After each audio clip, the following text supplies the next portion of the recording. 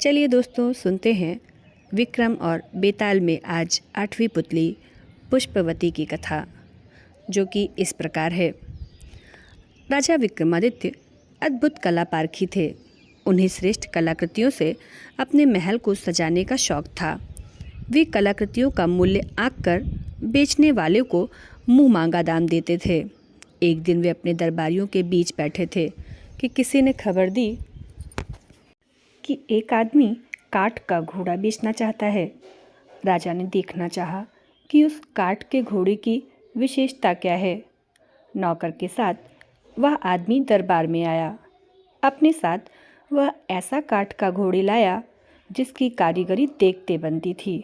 एकदम जीवित मालूम पड़ता था। बहुत गौर से देखने पर ही पता चलता था कि लकड़ी का है। विक्रम ने उस आदमी से घोड़े की विशेषताओं के बारे में पूछा। उस आदमी ने जवाब दिया कि वह घोड़ा अति तीव्र गति से जल, थल और आकाश तीनों में विचरण कर सकता है। उसके दाम के बारे में पूछने पर उसने बताया कि यह उसकी जीवन भर की मेहनत का फल है, इसलिए वह 1,00,000 स्वर्ण मुद्राओं से कम में उसे नहीं बेचेगा। राजा को उसकी बात जच गई और 1,00,000 स्वर्ण मुद्राएं देकर उन्होंने वह घोड़ा खरीद लिया। फिर वह आदमी खुले मैदान में आकर घोड़े को उठाकर दिखाने लगा तथा उसके कलपुर्जों के बारे में सब कुछ बताने लगा।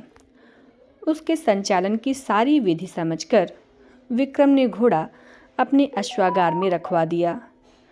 एक दिन अपने आदमियों के साथ राजा शिकार को निकले तो खुद उसी घोड़े पर सवार थे। कलपुर्जों को दबाने पर उसकी तेजी इतनी बढ़ गई कि राजा को मजा आ गया। वे भूल गए कि आखेट के लिए वे अकेले नहीं निकले हैं। अपनी टोली से बिछुड़कर बहुत दूर आ गए। उन्होंने उसे हवा में उड़ाने के लिए दूसरे कलपुर्जों को दबाया। उसकी गति हवा में इतनी बढ़ गई कि राजा के लिए उसे संभालना मुश्किल जान पड़ा। उन्होंने उसे जमीन पर उतारना चाहा तो वह उसी गति से उतरा और एक घने पेड़ की शाखाओं से टकराकर टुकड़े टुकड़े हो गया। अब उस निर्जन और अनजान जगह पर राजा अकेले थे। वे इधर उधर भटक रहे थे।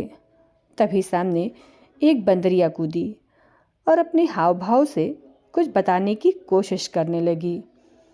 राजा कुछ समझ पाते तब तक उनकी एक कुटिया पर नज़र पड़ी। राजा को भूख लगी थी और वे थके भी थे। उन्होंने वृक्षों पर लदे फल तोड़े और अपनी भूख मिटाई और एक वृक्ष पर चढ़कर लेट गए। वे विश्राम कर ही रहे थे कि एक सन्यासी आया और बंदरिया को इशारा करके अपने साथ कुटिया में रखे 2 घड़ों के बीच में बंदरिया को बैठने को कहा। उसके बाद उसने एक घड़े से चुल्लू भर पानी लेकर बंदरिया के ऊपर छींटे मारे। बंदरिया एक अत्यंत रूपवती राजकुमारी बन गई। उसने सन्यासी के लिए भोजन पकाया तथा जब सन्यासी खा चुका तब सन्यासी के हाथ पैर दबाए और सन्यासी आराम से सो गया। जब सुबह हुई तो सन्यासी ने उसे दूसरे घड़े से चुल्लू भर पानी लेकर राजकुमारी पर छींटे मारे। राजकुमारी फिर से बंदरिया बन गई। उसे लेकर सन्यासी कुटिया से बाहर आया और उसे वन में स्वतंत्र विचरने को छोड़कर वहीं चला गया। उसके जाने के बाद बंदरिया को लेकर विक्रम कुटिया में आए और घड़े से पानी लेकर बंदरिया पर छींटे डाल दिए। बंदरिया फिर से आनंद सुंदरी बन गई। राजकुमारी बनते ही उसने राजा को बताया कि वह कामदेव तथा एक अप्सरा की संतान है। एक बार मैंने शिकार खेलते हुए एक बाण मृग की ओर निशाना लगाकर छोड़ा। वह बाण मृग को नहीं लगकर एक साधु की बाह को बेध गया। दर्द से कराहते हुए उस साधु ने मुझे श्राप दिया कि बंदरिया बनकर मुझे साधु की सेवा करनी पड़ेगी। जब मैं रोई गिड़गिड़ाई कि यह सब अनजाने में हुआ तो उसने पसीज कर श्राप से मुक्ति का रास्ता बताया।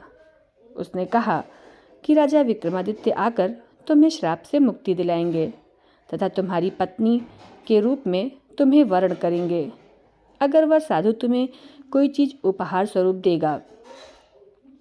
मैं आपको देखते ही पहचान गई थी।